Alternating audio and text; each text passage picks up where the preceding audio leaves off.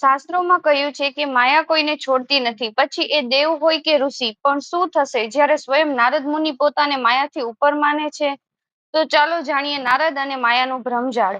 એક વખતની વાત છે જ્યારે દેવઋષિ નારદ, જેમને બ્રહ્માનું સંતાન અને ભગવાન વિષ્ણુના અખંડ ભક્ત તરીકે ઓળખવામાં આવે છે, તેઓ પોતાની તપશ્ચર્યામાં એટલા અહંકારિત થઈ ગયા કે એમ માનવા લાગ્યા કે તેઓ માયાથી ઉપર છે. તેઓ ભગવાન વિષ્ણુ પાસે ગયા અને કહ્યું, પ્રભુ, તમારી માયા દરેક જીવને બાંધી રાખે છે, પણ મારા પર તેનો કોઈ અસર નથી. હું તો સંપૂર્ણ નિર્મમ છું.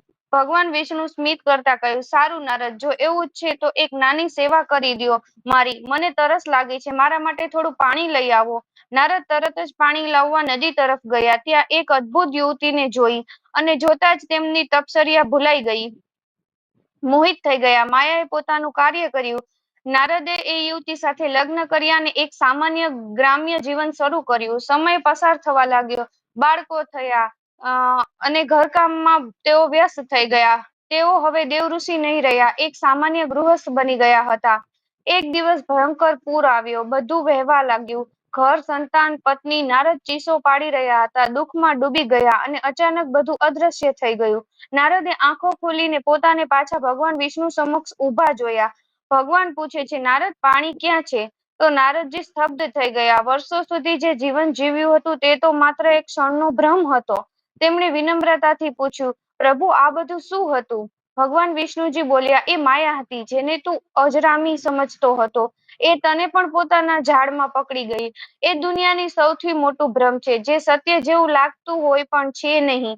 નારદજીને આત્મજ્ઞાન થયું. તેમને ખ્યાલ આવ્યો કે માયા સામે અહંકાર રાખવો સૌથી મોટું મૂર્ખપણું છે. આ કથાથી આપણને શું શીખવા મળે છે? કે માયા એટલી શક્તિશાળી છે કે સૌથી મોટા ઋષિ પણ તેમાં ફસાઈ જાય છે. અને બીજું, સાચું વૈરાગ્ય ત્યારે આવે છે જ્યારે તમે માયાને ભોગવીને તેના ભ્રમને ઓળખો છો. આત્મજ્ઞાન એક અનુભૂતિ છે, માત્ર વાણી નથી. મિત્રો, જો તમને નારદ અને માયાની આ વાર્તા પસંદ આવી હોય તો લાઈક કરો અને સબસ્ક્રાઇબ કરો, કમેન્ટમાં લખો અને આવી જ આશ્ચર્યજનક શાસ્ત્રીય વાર્તાઓ માટે ચેનલને સબસ્ક્રાઇબ કરવાનું ભૂલતા નહીં. મહાત્માઓની કથાઓ આપણા જીવનમાં પ્રકાશ લાવે છે. આવો એ પ્રકાશને આગળ વધારીએ.